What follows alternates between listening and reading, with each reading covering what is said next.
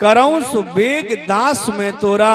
हे प्रभु मैं आपका दास हूं, आपकी जीवन गाड़ी को आपके हाथ में सौंप देता हूं। आप चाहे इसको डुबा दो, चाहे पल्ली पार लगा दो, ये आपकी मर्जी है। देखिए कितना समर्पण भाव है। सारे उद्गार उसने खोल करके भगवान के सामने रख दिए। मेरा कुछ है नहीं, सब कुछ तेरा है। संपदा तेरी, पत्नी, बच्चे, सब कुछ तेरा। अनुग्रह बनाए रखना। और ये भाव जो बता रहे हैं, जीवन सौंप दिया। जब हम भगवान के सामने अपने जीवन को सौंप देते हैं ना, निछावर कर देते हैं, तो फिर हमारी रखवाली वो ऐसे करता है जैसे माँ अपने छोटे बच्चे की सुरक्षा करती है। अगर माँ आंगन में कोई काम कर रही हो और बच्चा छोटा सा आंगन में खेल रहा हो, तो काम तो इधर कर रहे होंगी पर नजर बच्चे पर रहती है।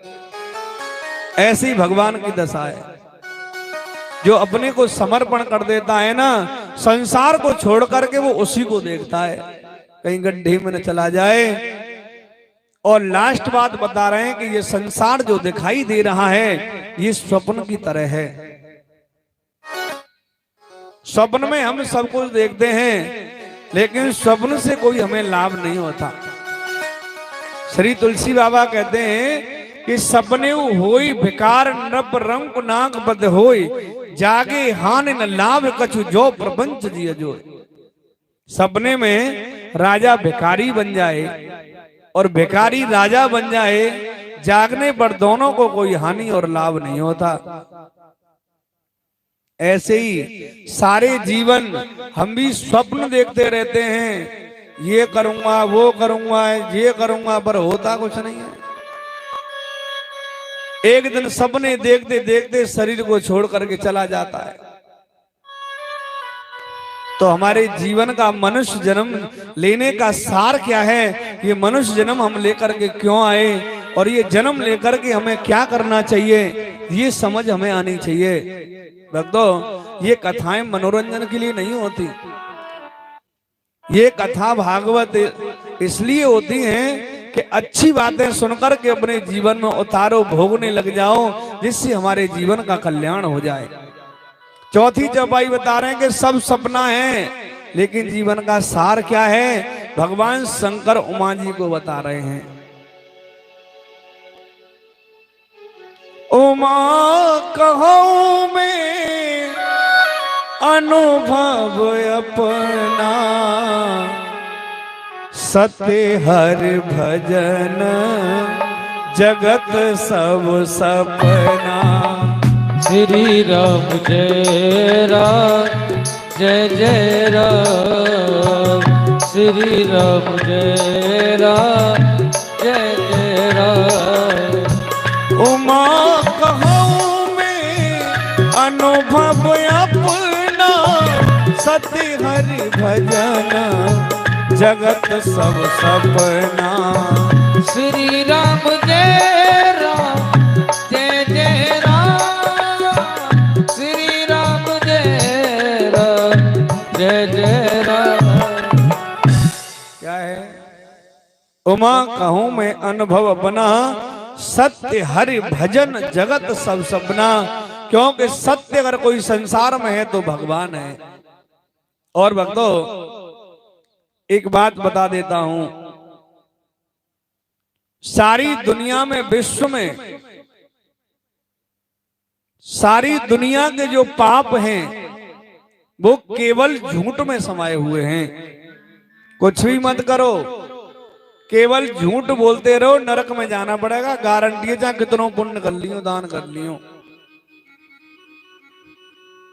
और सारी दुनिया के जो पुण्य हैं वो केवल सत्य में समाये हुए हैं। कुछ भी मत करो, पूजा मत करो, पाठ मत करो, भजन मत करो, कुछ मत करो, केवल सत्य बोलते रहो, आपके जीवन का कल्याण हो जाएगा, कोई रोक नहीं सकता। केवल सत्य बोलना है। सत्य में भगवान समाये हुए हैं, सत्य में ब्रह्मांड समाया हुआ है, और झूठ में सब दुनिया के पाप समाये हुए हैं।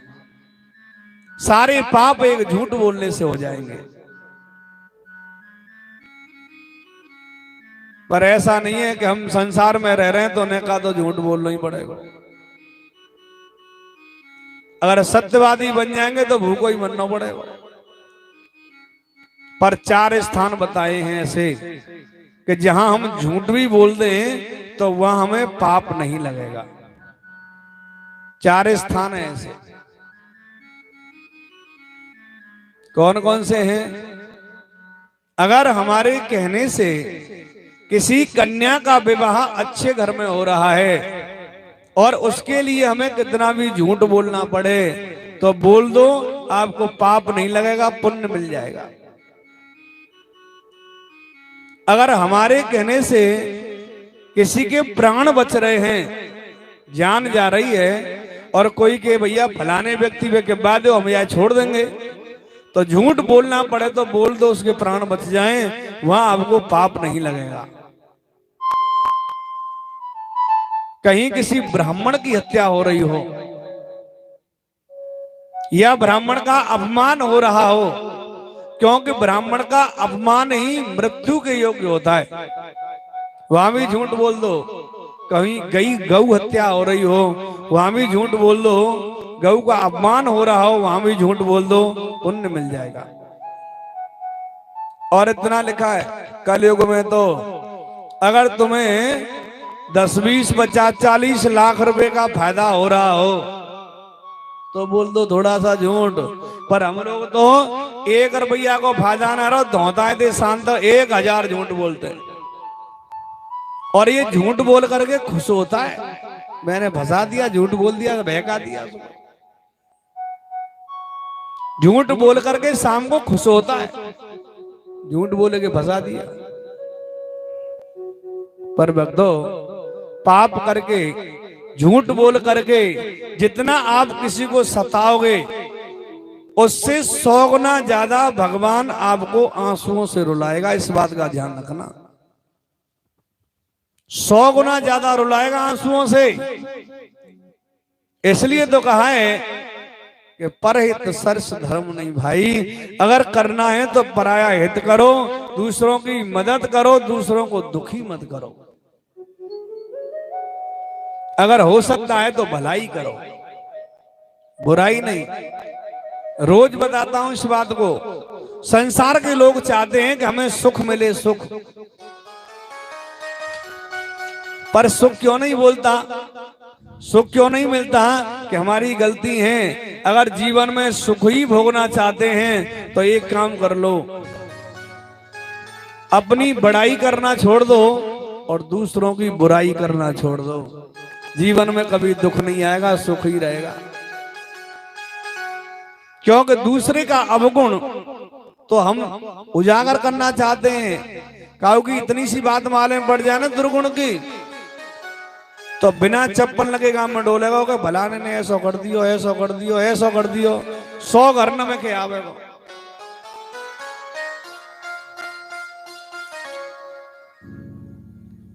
और अपने कोई भला काम कर दिया तो भी घूमेगा, मैंने ऐसा कर दिया, मैंने कर दिया ऐसा। और कोई गलती हो जाए तो घर में से नहीं निकलता। फिर भक्तों, अगर हमें दुष्कर्म देखने तो अपने देखिएगा, बुराई देखनी है तो अपनी देखो, और भलाई देखनी है तो दूसरों में देखो, कल्याण हो जाएगा। बस ज्यादा परेशान होने की जरूरत नहीं।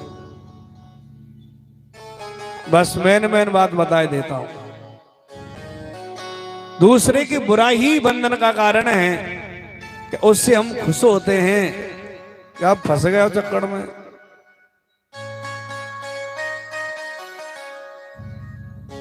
अगर हम दूसरे को सताने का प्रयास करेंगे उससे ज्यादा भगवान हमें आंसुओं से रुलाएगा। महागजराज को उबाड़ दिया और ग्रह को मार दिया। ये बात समझ में क्यों नहीं आई कि भगवान की दृष्टि में दोनों एक समान होने चाहिए, पर भगवान की दृष्टि में ये भेद क्यों है? देखिए, ये ग्रह भी कोई साधारण नहीं है। अब मैं वेदांत के माध्यम से दोनों की बात बता देता हूं। ग्रह क्या है और गज क्या है। गज कहते हैं अभिमान को और ग्रह कहते हैं काल को। काल सबसे पहले कहां से शुरू होता है पता है? काल सबसे पहले पैरों से शुरू होता है। पैर पकड़ता है, 40 साल 45 साल के ऊपर उम्र गई ना, बस वही घुटनों में दर्द शुरू। सबसे पहले घुटनों में दर्द होता है, पैरों को पकड़ लेता है कि बेटा यहां बैठ जा, आराम से भजन करे, वो कहां डोल लो। 40 45 50 साल के बाद में घुटनों में दर्द शुरू, काल पकड़ लेता है। और भक्तों, भक्त की भी वही गति है और भगवान से हाथ के मर जाए उसकी भी वही गति है। पर भक्तों एक बात ध्यान रखना, अगर भगवान से प्रेम करना है तो ऐसा प्रेम करो जैसा मीरा ने किया था। मीरा सिवाय भगवान के किसी और को जानती नहीं है। उनके पति ने पूछा ये भगवान कौन है? तो मीरा ने कहा कि भगवान मेरे जीवन का आधार है। प्रेम करना है तो मीरा के जैसा करो, और भगवान से दुश्मनी करनी है ना तो भगवान कहता है कि प्रेम भी मुझसे ही करो, और दुश्मनी करनी है तो दुश्मनी भी मुझसे ही करो। पर दुश्मनी कैसी करनी है? दुश्मनी ऐसी करनी है जैसे रावण ने की थी और कंस ने की थी।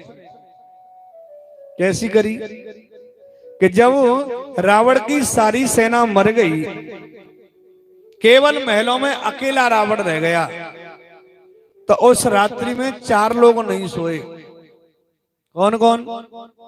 राम नहीं सोए, रावण नहीं सोया, मंदोदरी नहीं सोई और सीता नहीं सोई। क्योंकि पता नहीं है कल निर्णायक युद्ध होना है, अब पता नहीं किसकी पराजय हो किसकी जीत हो। और दोनों रानियां इसलिए नहीं सोई कि पता नहीं सवेरे जन किसका सुहाग मिटेगा। सोई नहीं। उस रात्रि में रावण जब अपने महलों में घूम रहा था, जिधर भी नजर करता है उधर उसे राम ही दिखाई देता है। पर्दों को देखता है तो पर्दों में राम ही दिखाई दे रहा है, अगर खम्भों में देख रहा है तो राम ही दिखाई दे रहा है। और भक्तों, ये दशा जब हमारी हो जाएगी कि संसार मात्र चीजों में, संसार मात्र प्राणियों में जब हमें भगवान दिखने लग जाएगा, उसी समय भगवान आपके सामने प्रकट हो जाएंगे। ऐसा तुलसी बाबा कहते हैं, सिया राम में सब जग जानी, करहूं प्रणाम जोरे जोगवानी। श्री राम जय जय जय राम, श्री राम जय राम जय जय राम। सिया राम में सब जग जानी, करहूं प्रणाम जोरे जोगवानी। श्री राम जय जय राम, श्री राम जय जय राम। सिया राम में सब जग जानी, करहूं प्रणाम जोर जुगबानी। जब संसार मात्र प्राणियों के अंदर जब सिया राम दिखने लग जाएंगे ना, उसी समय भगवान प्रकट हो जाएंगे। कंस को देखिए, कंस ने एक बार अपने गुरु नारद जी से पूछा कि हे गुरुजी, जो मेरा काल है ना कृष्ण, वो कैसा होगा? तो नारद जी ने बताया कि वो काला है, काला। काल कैसा है? काला है। अब कंस को काली चीज से इतनी नफरत हो गई, अगर दाल में जीरा होता है ना काला, अगर वो जीरा दिखाई दे गया तो दाल को नहीं खाता, भिगवा देता है। ना ना ना, ये मेरा काल है। संसार की हर वस्तु में उसे केवल कृष्ण ही दिखने लगा। इसलिए कहते हैं कि सिया राम मैं सब जग जानी, करहूं प्रणाम जोर जुगबानी। गज और ग्राह दोनों का कल्याण किया। तदुपरांत परीक्षित महाराज प्रश्न करते हैं कि भगवान ने कश्यप रूप धारण किया क्यों, जरा स्पष्ट करके बताइए।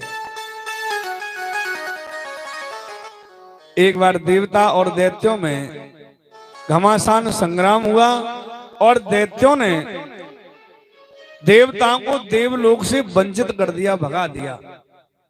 तो नारायण भगवान के पास में आए तो नारायण भगवान ने उनको आदेश किया कि तुम देवताओं दैत्यों के पास जाओ और उनसे संधि करो। बोला संधि करके क्या करना है? बोला संधि करके तुम दोनों को मिलकर के समुद्र मंथन करना है। बोला समुद्र मंथन से क्या होगा? बोला समुद्र मंथन से 14 रत्न प्राप्त होंगे, उसी में अमृत निकलेगा, उसको आप पी लेना, आप अमर हो जाएंगे।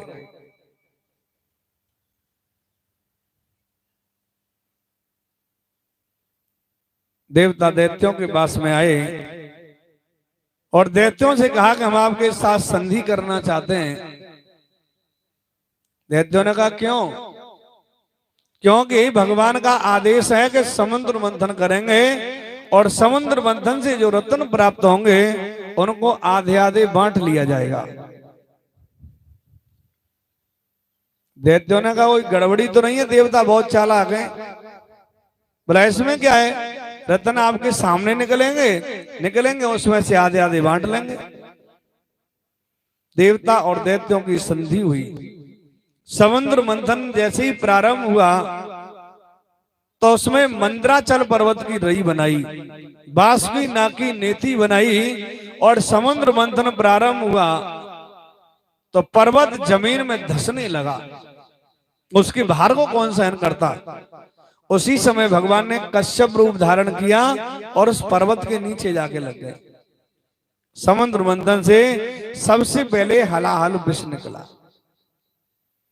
अब विष को देख करके देवता और दैत्य घबराए कि इसका क्या करें। बोला धरती पर डालेंगे तो ये पृथ्वी दूषित हो जाएगी, इसलिए धरती पर नहीं डाल सकते तो भगवान शंकर को बुलाओ।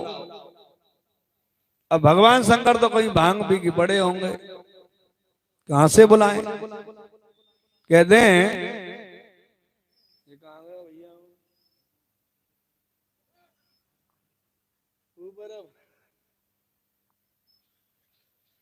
बोलिए बांके बिहारी लाल के।